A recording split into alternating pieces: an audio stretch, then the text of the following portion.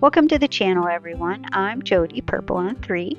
A few weeks ago, Tommy G and I had the wonderful blessing of chatting with John and Miriam of the channel John and Miriam's Travel Vlog. They are soon heading on another adventure, the road less taken, all the way to Alaska.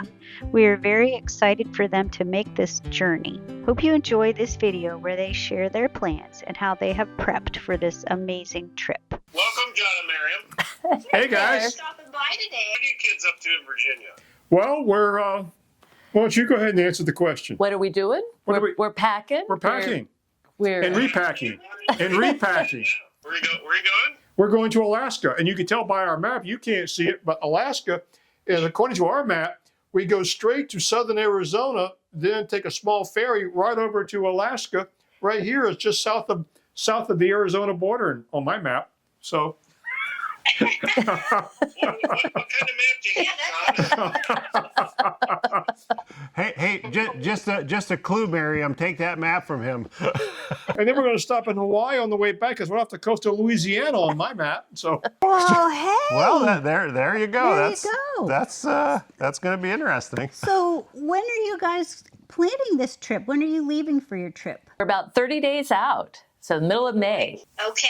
And it's still not taking the SpYder this time, is that no, right? we are taking a Toyota 4Runner that we obtained primarily for this trip. We needed a newer SUV anyway, so we decided to pull the trigger, and that's what we ended up with.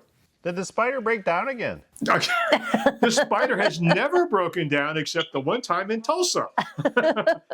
It sounds like you have a great vehicle to do that with, and you'll need that suspension and four-wheel drive. That's nice. That'll be nice.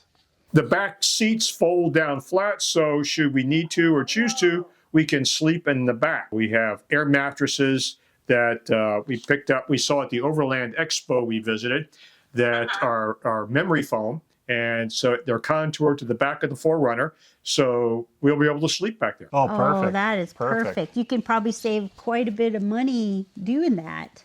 Hey, Miriam, I have a question real quick. Where's John going to sleep?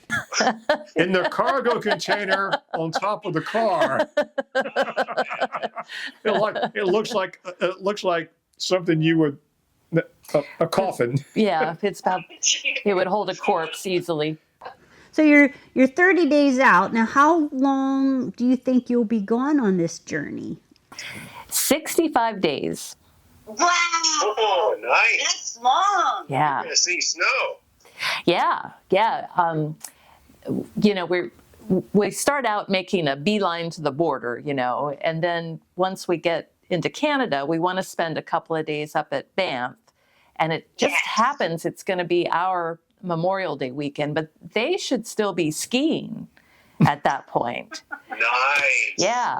We will not be skiing. No, but we're expecting it to be wintry. We'll see. Anything's possible. Oh, Okay. yeah. Where do you plan to cross the border at? Just north of Minot, North Dakota. When I did Google Maps for the preliminary planning, it did a straight line right through Minot to go to Banff, and that is our plan. I think our first night stay once we cross the border is Moose Jaw, Canada. Moose Jaw. Yeah. Okay. And then Medicine Hat. Then Medicine Hat.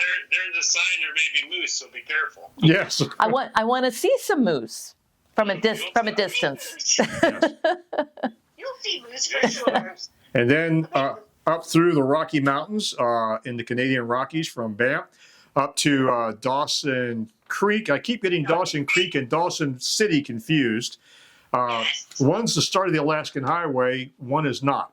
And we're going to then get on the Alaskan Highway, take that all the way into Alaska, Fairbanks, then south to Denali, end up in Homer, Alaska for a few days, then over to Haines, Alaska. We forgot Seward.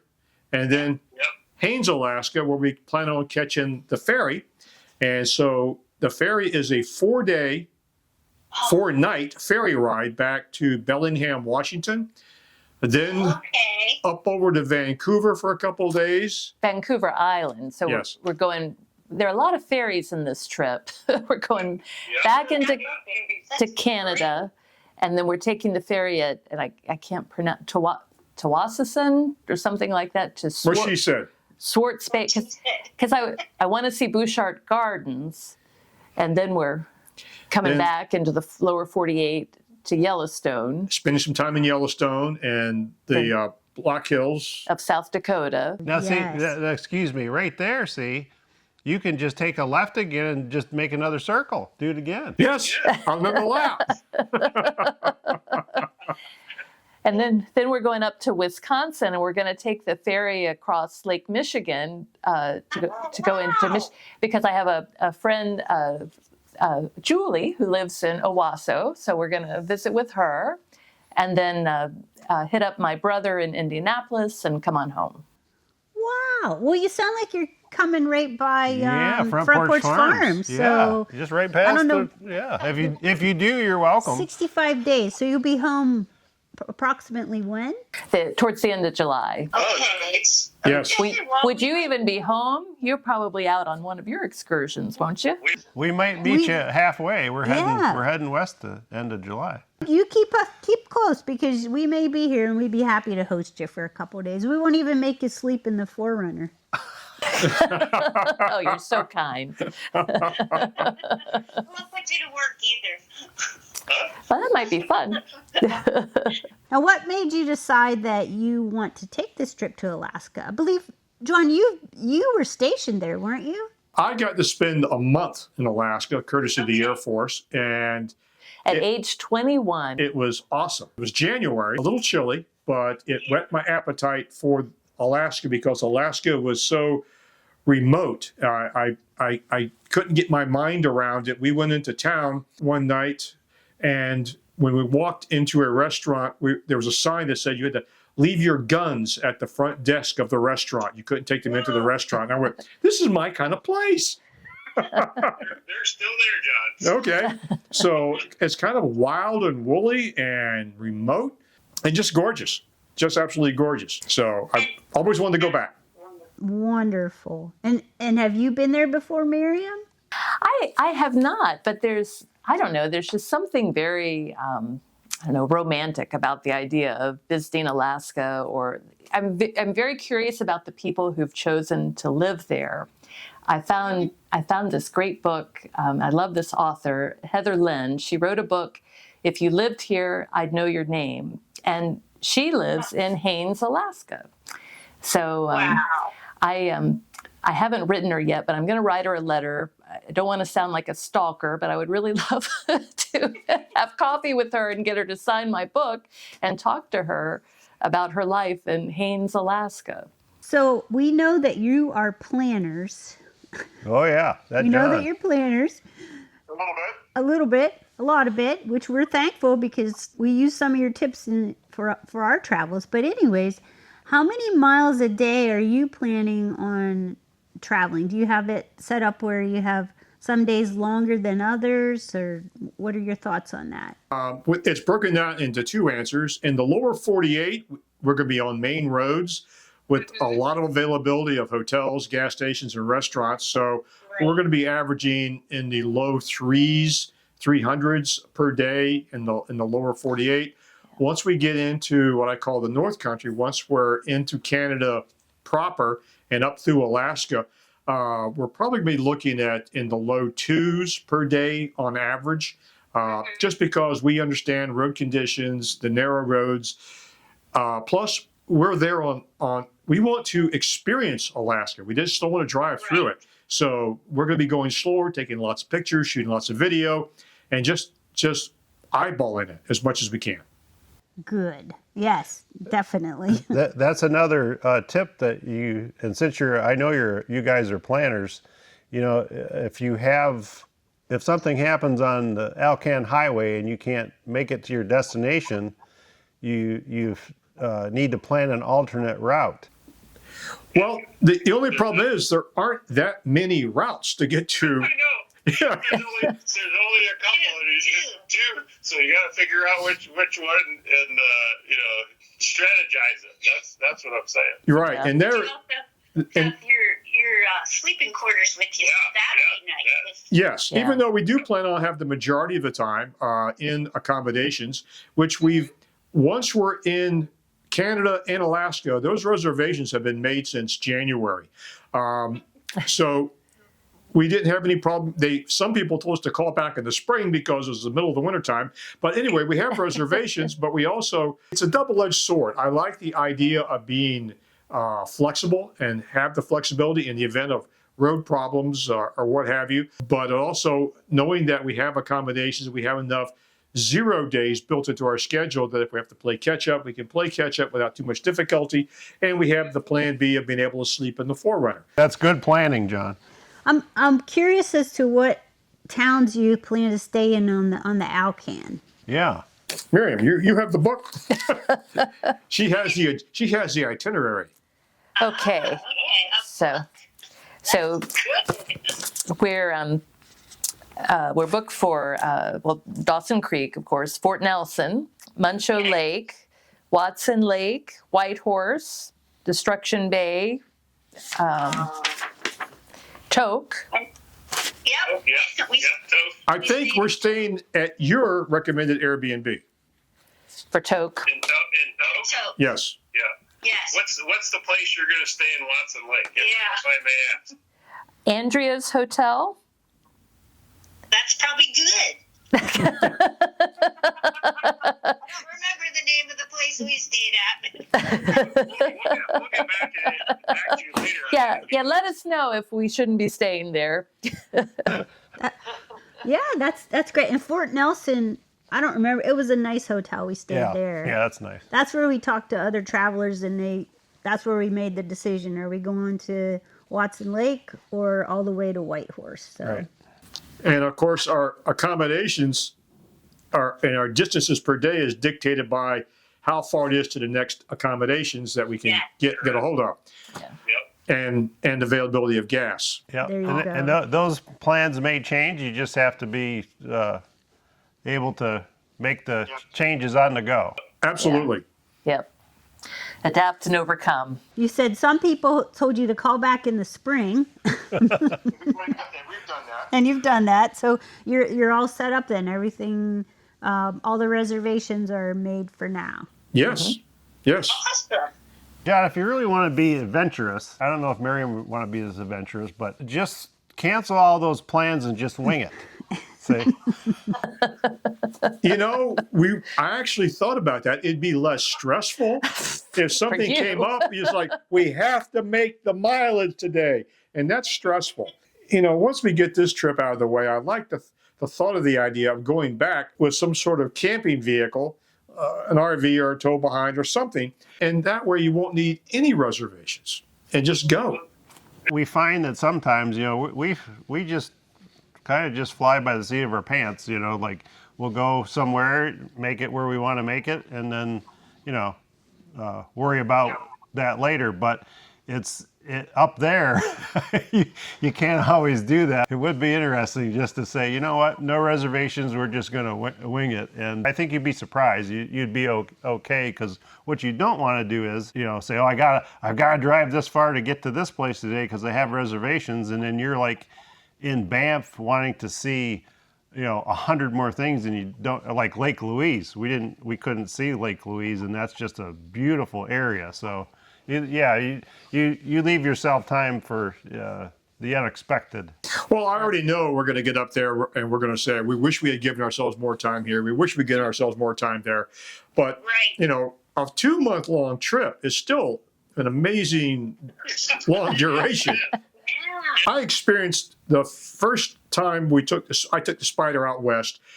Miriam flew to Albuquerque because she was still working and couldn't get to vacation time. Back in 19. But I was going through the terrible, terrible winds of Texas and New Mexico. And I remember at a rest stop, I had taken a break. And as I'm leaving the rest stop, there is a gentleman with a Harley Davidson. The Harley is parked. He's curled up in the fetal position with his motorcycle jacket as his only protection, sleeping next to his Harley. And I'm going, I don't want to be that guy, ever. No sleeping pad, no nothing, just a motorcycle jacket next to his Harley. Let's see, I have a question about packing. So obviously you can take more stuff Right. than you can when you're traveling on your SpYder, but what are some things that you have packed extra for this trip that you don't usually take on one of your trips? It'll be on the videos, but we have something that resembles a foot locker that's full of food. It's freeze-dried foods, packaged meals, things of that nature. So we're taking a lot of food, not just in the event we can't find anything to eat, but if we're in some place and we're tired and it was just easier, like Tommy said, open up a freeze-dried meal, add boiling water, and just sit there and enjoy it. So that's from our food supply, but I didn't redo my advanced first aid certification, but I reviewed all the training material, repacked my trauma kit. So we're ready for everything between, a stuffy nose to a major laceration, that sort of thing. So a lot of extra first aid gear. And what else did we? Well, we're packing, I'm packing for 3 seasons. Yeah. I'm trying not to bring, too many. Maybe a couple outfits for each season, because as I was saying, when we're in Banff, I'm expecting it to be quite cold, and then I know in Alaska there's gonna be a range, and it may even be hot in Alaska. I know it's gonna be hot coming home on the return leg. Right. Yes. So that's a challenge because I don't want to fill up the SUV, but I also want to have what I need. So I'm still trying to narrow down what exactly I'm going to bring. And then, you need to make sure you like the clothes that you pack on a trip like this, because you'll be wearing them over and over and over. Exactly. I remember the one pair of pajamas that I took. I didn't want to wear them for a long time because I was so sick of them, but I'm grateful to have pajamas, but yeah. Well, I've heard about food and clothes and so forth, but the question is, John, did you pack a hatchet? Yes. There is a hatchet and a saw in my vehicle. It's already packed. You're good. Yes. Ed. On top of that, with the most recent information about the volcano, Alaska put out an advisory about what motorists should carry in their vehicles. So not only do we have masks for breathing, eye protection so you don't get any of the material in our eyes if it's ash, extra air filter, and extra oil filter for our vehicle. Oh, that is Perfect. perfect. So more stuff to carry to Alaska and back. Yep. Right. Yep. What about extra fuel? Do you plan on taking any, or you think you'll be good? We have over 300 miles range, over 300 miles. I forgot the exact number. And my criteria for the back country, and this qualifies as back country, is that I can get to my primary refueling stop, and if that's closed, I can make it to the next fueling stop with fuel to spare. That is our minimum criteria for that without carrying extra gasoline. That's one of the reasons we decided not to go further north and take the road that goes over to Top of the world. the top of the world highway, because of the distances between fuel. And I would love to, some point in time, take the Dalton Highway up to the Arctic Ocean.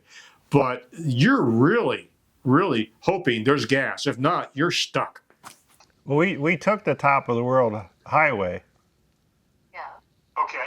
But it's not that long. It's not that long. From Chicken Yeah, to it's not that long. Dawson City was like 106 miles. Yeah. Right. Then from Dawson City over to back to the Alaskan Highway, I think is that near Whitehorse.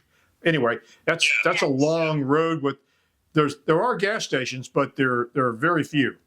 Well, that was Correct, one where that's- we had an issue at Stewart Crossing, actually.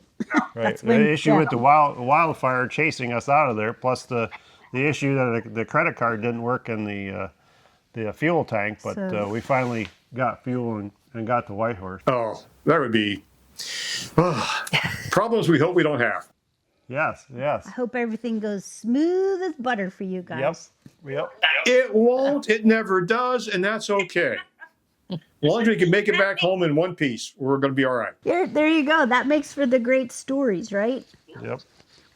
So what are you looking most forward to seeing in Alaska? Oh, the wildlife. I booked a tour yesterday, a wildlife and glacier tour for Kenai Ford's National Park, and I'm really, John it's not John's favorite thing, but it's a 7.5-hour tour because by golly, I want to see some orcas, and I want I want to see some glaciers up close and personal. And I'm looking forward to Denali and time there. I'm looking forward to going to Talkeetna. It's just a artsy. We've been there. Yeah, I like the vibe of what I've seen of that town. So, that kind of, and really, as you were saying, you're meeting some of the people who live there and just, getting a taste for what it's like to be a year-long resident of Alaska and how different their lifestyle is. Well, you want to see all these animals, Miriam? Like I said, just bring a good old-fashioned pack of bacon. You'll be fine. Maybe I could find a bacon perfume or something, And we'll hear a tap, tap, tap on the window with a 4-runner, and there'll be a bear going, "Do you have any bacon?" Yeah.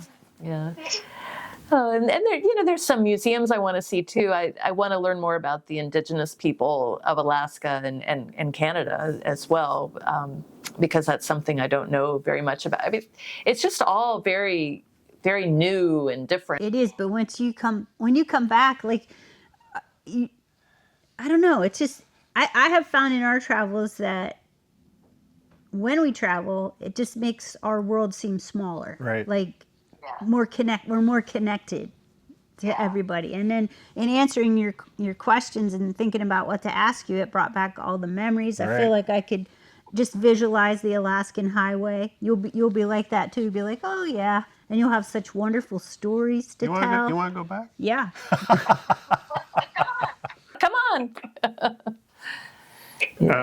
I know that for me, I want to experience the vast remoteness of that entire region, and I want to experience the Northern Lights again. Yeah. I saw them when I was up there years ago. Miriam has never seen them, and we should be at the peak of the 11-year cycle this year. Oh, that'd be awesome. Wonderful. That'd be awesome. Oh my goodness. Our friends that live there, Send us they pictures. keep posting on Facebook because we didn't get to see them there, but they keep posting such beautiful pictures. So Yeah. what a blessing that you're going to be able to see those. Oh my goodness. Crossing our fingers. Yeah, I hope so. What do you think about all the daylight that you might be experiencing up there? We have eye eye masks, so we can sleep. Yeah, but it will be an adjustment for sure. It is. You find yourself up at like 2:00 in the morning and you say, I got to go to bed because just because it's light still out light doesn't out like mean noon. it's not bedtime. You'll adjust to that, I'm sure. I loved having all that daylight. Do you guys think you'll go panning for gold? Yes. Do you have a place picked out? Well, I understand chicken is the place to go. Chicken is the place to go. You betcha.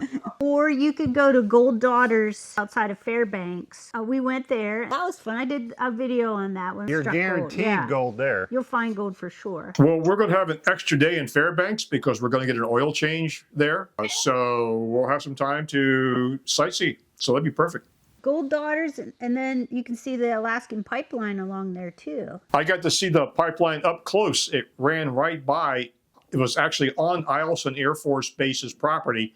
So when I was there as a young lad, I got to drive right up to it, and it was interesting to experience that. Yeah, it was brand new then. That was and is an engineering marvel in its time. Yeah. What else? We find getting accommodations difficult, and the answer is the only thing we ran into in January, one of the gentlemen said, it's too early. Call me back in February. Yeah. We did have a few things, like the ferry schedule was a little tricky. We couldn't schedule any reservations until the ferry schedule for Alaska was released. And because it only runs once a week, one day a week. And it's wow. high tide dependent. So it could run Sunday. You don't want to miss your ferry schedule. So we made reservations for a 5-day block in Haines, Alaska.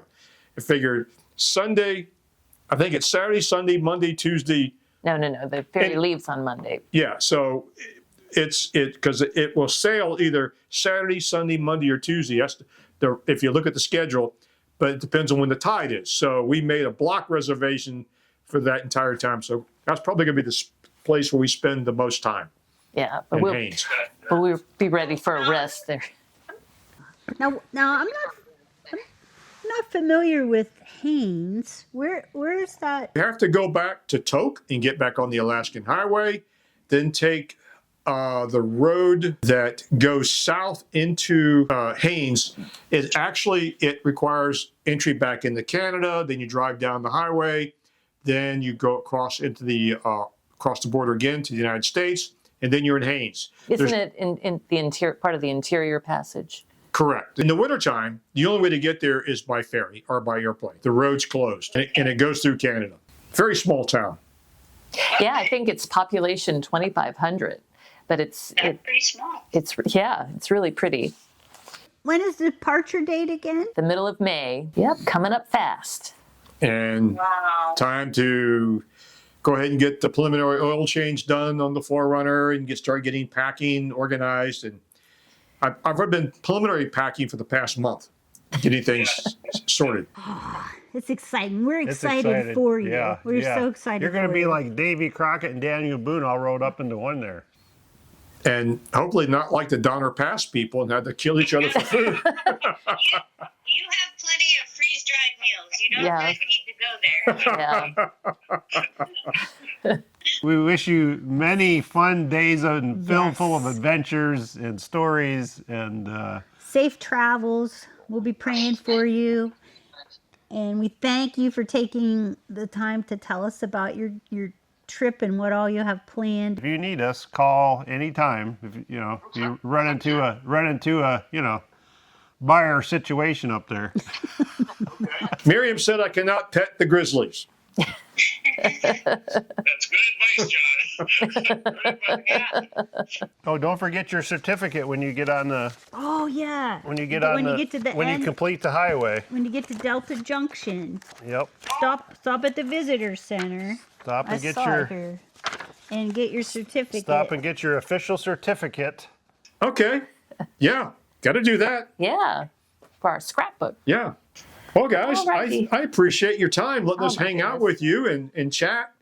Great fun. Yeah. Thank you guys. Yes, thank you. And maybe at some juncture in time, we have to get together in person again. So who knows? Oh, that would be fun. Yeah. Compare A lot notes. of fun.